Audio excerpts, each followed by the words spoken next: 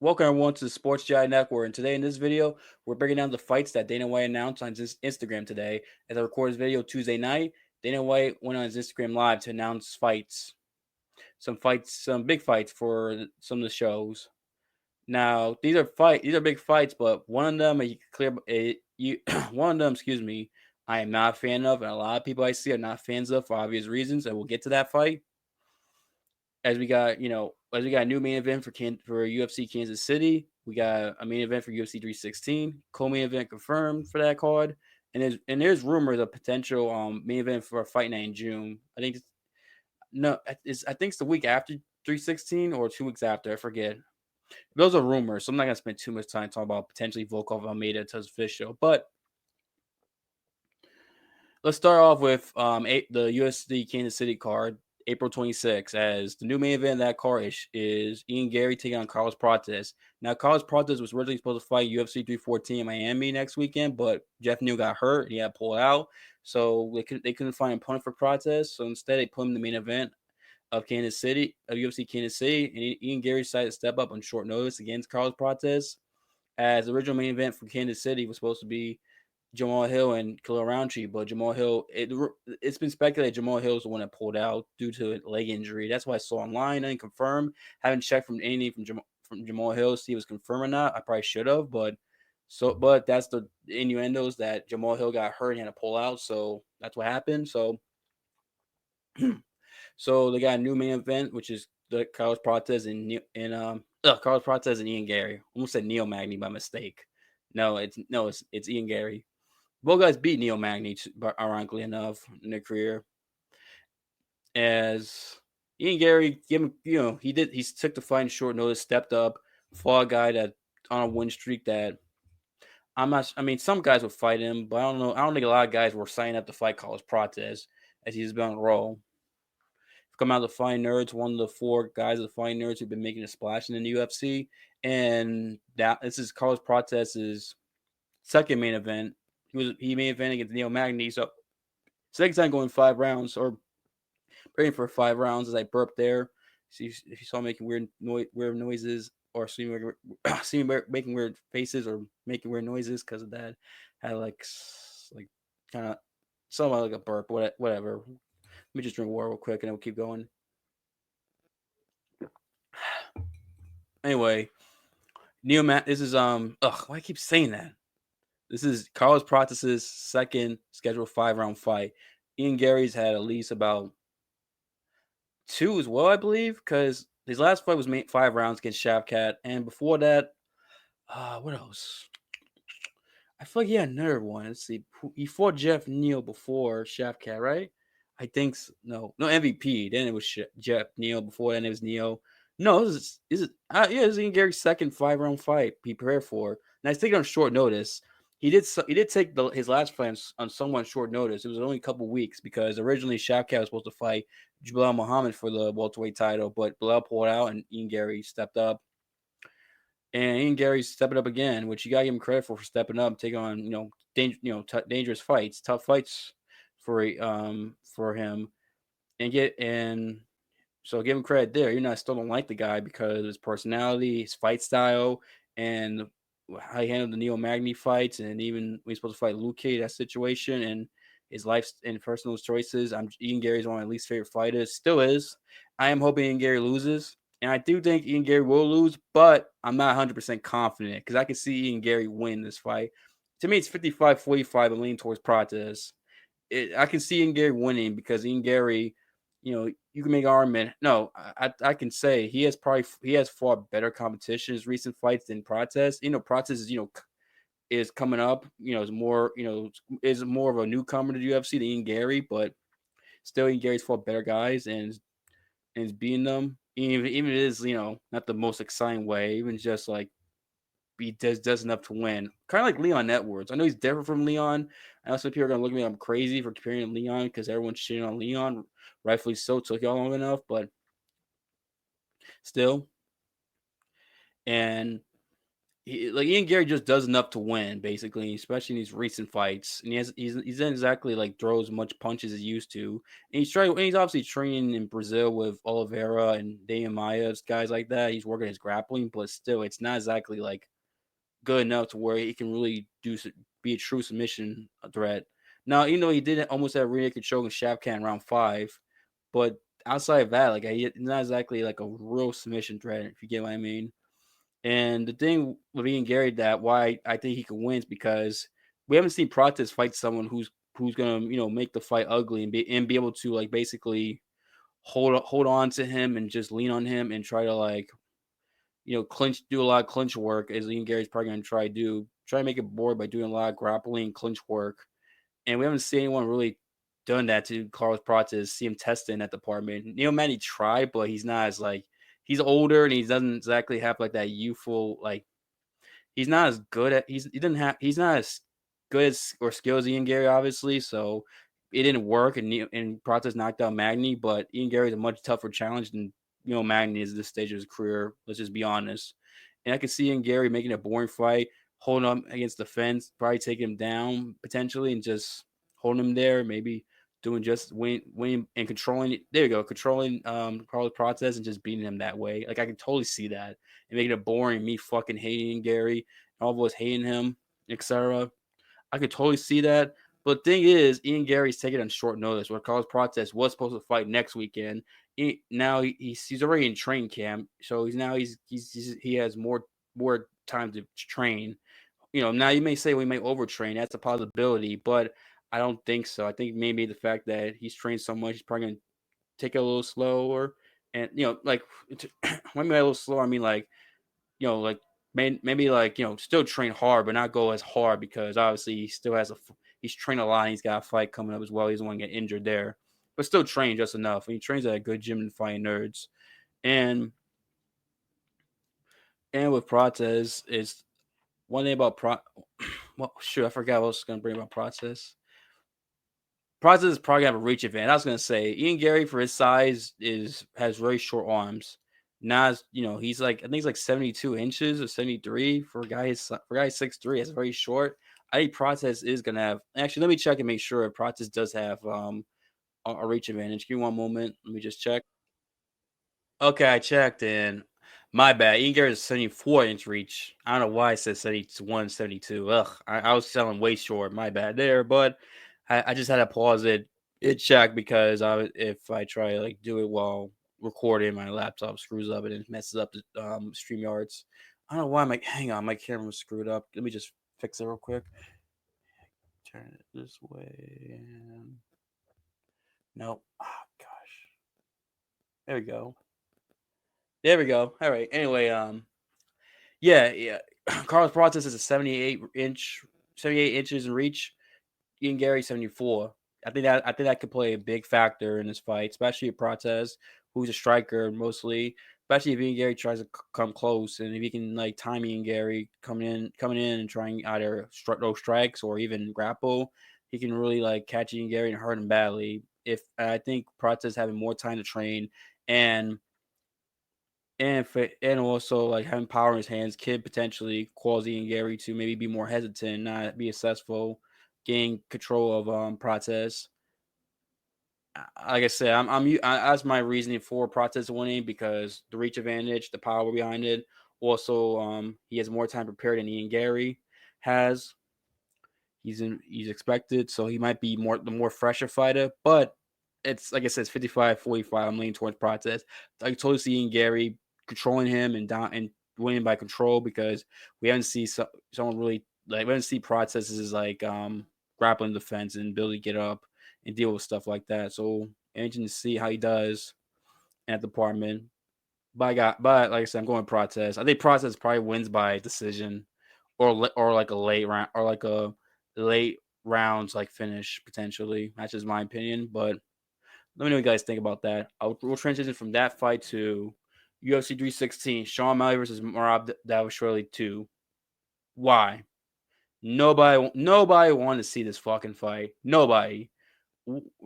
I mean, if you watch Dana White's when he was announcing the fight, he was saying Merab Dvalishvili, bantamweight champion, 12-5 win streak. yeah, 12-5 win streak. He was going to these accolades, like all this and that, and he said, Sean O'Malley, he's back. That's like what he'd say. Like he was like hyping up Merab and his stuff, and O'Malley he just said, oh, he's back because we're gonna say, oh, knockout artist. Yeah, his last fight he got fucking dominated by Merab Dvalishvili.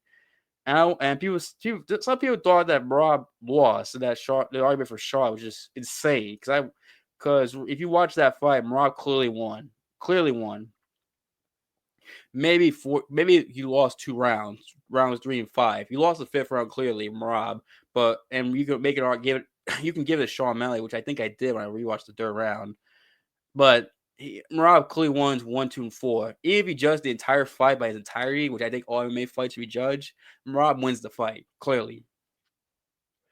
And nobody wanted to see this. The UFC fans did not want to see O'Malley get a rematch. Only people who did were O'Malley's teammates, his friends, family, and maybe the most hardcore O'Malley fans. Other than that, we all wanted to see Merab take on Alexandre Pantoja, the 125 champion. Wanted to see him go up and weigh and take on Merab. 2 guys who are pound for pound on long win streaks, 2 of the best fighters currently. A super fight between 2 top tier fighters fight each other. That would be massive. I would be excited because it would be like might be a much more competitive fight that Pantoja has to me would have had a much better chance of beating Merab than freaking O'Malley does. And then you could have done O'Malley and Pierre Yan rematch, or O'Malley and Sandhagen, or O'Malley and Umar. These were the fights we all wanted to see. Would have been so much better. Especially O'Malley could have been one of those guys, then you could have done O'Malley and Merab, and then we've been more excited for an O'Malley and Merab rematch than what they're doing here. And sorry, this camera. I forgot I hit the cord and it moves the camera, so gotta be careful with when I hit on the table. But anyway, yeah, like we all wanted to see Merab, O'Malley against those 3 guys, especially Sandhagen. That's the fight all wanted to see. Or a rematch with Yan, so Yan get his redemption arc and probably get that one back because he got robbed in the first fight. Or O'Malley and freaking Umar. Or O'Malley Aldo even was a much better matchup. I don't know why they put Aldo against Zabi. We should have got Aldo O'Malley. Considering you can make a real argument Aldo won his last fight against Mario Batista, and based off damage, and then Batista should not be given that decision for the way he fucking fought like a coward in that fucking terrible, pathetic excuse of fighting performance that was. And Merab did a similar thing to basically the same thing to Aldo, and that was terrible and pathetic on his part, totally. But still, still like Aldo. To me, the difference is Aldo won the Batista fight, unlike the Raw fight, but still terrible. Both guys did against Aldo.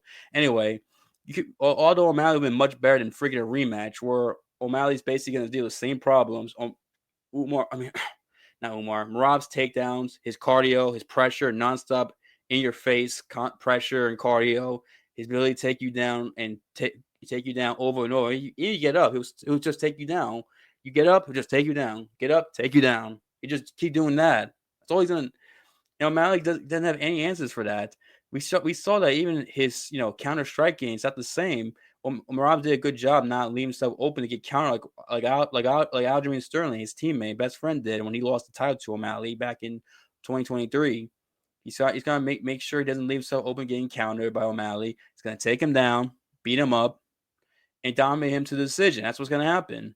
And then O'Malley's gonna be fucked because he's lost back-to-back title fights to the same guy. So, and he better hope that someone beats Merab. And let's be honest, if I don't know who beat whoever beats Merab, it'd probably be. I'm trying to think who could beat Merab in the bantamweight division at the moment. Maybe not even Yan or maybe Yan a rematch. I doubt it because Yan said he was hurt going to that fight. And I know since they will excuses, fair enough, but Yan didn't fight for an entire year after that, so you might have a point, but still. Not even Yan. If Umar couldn't do it, I don't know if anyone else can beat Merab at the moment.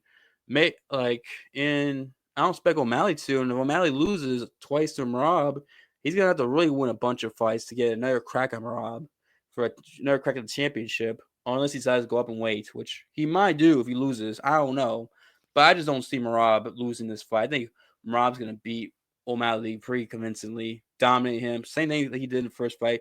Take him down, pressure him, just annoy him, annoy O'Malley. Take him down at will, beat him up with ground and pound, which he did through some. Not like a shit ton like Habib does, what Habib did back in the day, but still, he do a decent amount of ground and pound in their fight. And Merab does have decent striking, so he might throw some after like the third, maybe like around third, fourth, fifth round when O'Malley's starting to slow down. He might throw more strikes, especially since he doesn't worry about O'Malley being fresh and catching him. He probably do that just display his mixed martial arts skills, but I just don't see Merab losing this fight. I'll be shocked. He's gonna win this fight easily. Not gonna be a tough fight for him. Let's be honest. As I transition from that fight to co-main event, which is Kayla Harrison and Julia Pena. I mean, not a lot of hype going into it. I mean, Julia Pena will talk her shit, and Kayla probably responds, so maybe some hype, but it's not like a lot of hype going into this fight. Let's just be real. And Harrison's gonna dominate her, take her down, beat her up, and probably submit her. Strong, good grappling background. Too strong for these women. I just don't. Julia Pena arguably didn't win her last fight. Julia Pena just not that good. She's has some skills, but let's be real. Kayla Harrison is a much better grappler and stronger than her. Pena's striking is bad. Like I just don't see. I mean, if his fight's standing up, maybe Julia Pena awful striking can win, which I hope not, because that's the case. That makes Kayla look really bad with her fucking striking. But I just think Pena's gonna get beat up and submitted by Harrison or ground and pound first or second round. Or second or third round probably. That's what's gonna happen. That's my prediction there. And then also speaking of Mario Batista and Chio Vera was moved from the Des Moines, Iowa card in early May to this card. So you got Chio Vera and Mario Batista. And like I said, I hope Chio Vera wins. I want him to win. That was disgraceful. Mario Batista did Jose Aldo, especially when he had that tattoo says "Death before dishonor." And in the like press conference leading up to that fight, he even said "Death before dishonor." He talked about how he wanted to do battle, and then he fought like that. Basically, the press conference he talked about like wanting to do battle. Son to that kid. I forget exactly what he said, but son to that kid, like I said, and he fights like that. Terrible. I hope Chio Vera knocks him out. Do I think he's gonna do it? Unfortunately, I think Mario Batista is gonna fucking frustrate again. Take Chio down and hold him, or if he doesn't take Chio down, he's gonna fucking hold him to the fence and just knee die him. Just do enough to win. Because Chio Vera's take on the fence is not exactly super duper elite. Because Corey Sagan took him down, held him down at will, and he's a striker. I understand Corey Sagan was working on his grappling. During that time, he was working on it and displaying it more often.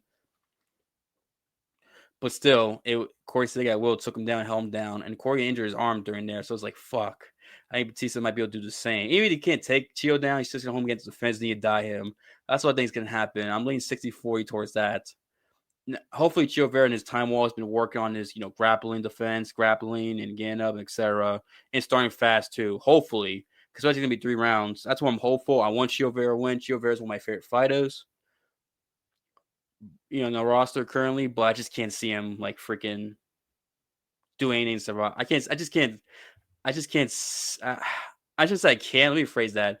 I just don't see I just see more likely a boring fight, boring decision from Mario freaking Batista, and boringness and make his hand more fucking terrible, man. I'm really down Batista. Terrible. Oh yeah, and also there's talks of Gelatin Man taking on Alexander Volkov for later on in June. I thought UFC said they're gonna make right with Volkov, do him right, and give him something good. And this is what you give him Almeida, who's ranked 6. I hope they give him this win money for that fight against Volkov. I really do, because if they didn't, that's bullshit in the UFC part. Because he got robbed against Zeragon. Volkov should have gone. Wait, no. Well, they were scheduling Blaze to fight that fucking Russian guy, but there's no point. Why is Blaze fighting him anyway? Just say, you know what, Blades? We're gonna give you Volkov a rematch with highly ranked Volkov. Volkov, you have a chance to avenge your loss. Whereas Blades, you have a chance to put yourself in position to get another title fight potentially if you finish Volkov. That's what they should have done. those two fight each other. Don't put Blades against this. I forget the dude's name. The guy he's making UFC debut wasn't proving anything. He's not. He's not like he's highly like talented prospect or anything, or a guy had a buzz in PFL, if I recall. Like no, it should be. Don't get Blades that fight. I know Blades got sick and that fight didn't happen. It was supposed to happen back in UFC 313, but he got sick and pulled out like the day before. Just do Blades and Volkov. That's what it should be. Do the rematch. Both are top 5. They both should be fighting each other. Curtis Blades' last fight was a loss to Tom fucking Aspinall, the number 1 heavyweight in the world. Yes, I said what I said. Come on, anyone with brain knows Tom Aspinall's number 1. It ain't John Jones. And John Jones ain't the real champ. Aspinall's the real champ. That's it. That's his last loss. Both guys lost to freaking Aspinall. Have those guys fight each other. The winner gets a championship fight. That's what it should be, UFC. Don't make this complicated. Get Jonathan Almeida like zero gone. That's what it should be. Gone Almeida, Blades, and Volkov. That's a perfect that. And as you try to get John Duck Jones, stop ducking Tom Aspinall and fight him. And John Jones, I need 6 months to freaking train for Aspinall. Fuck out of here. What the fuck you doing? 6 months to train for a fight? What the fuck you doing? Fucking coward. That's what it tells me. You are scared to fight Tom Aspinall. Shit like that lets me know he's afraid to fight Tom Aspinall. So, sorry, I don't mean to get on a tangent there, but that situation just annoys me. I'm just first time talking about it on camera. So, fuck John Jones. John Duck Jones. Stop ducking Aspinall.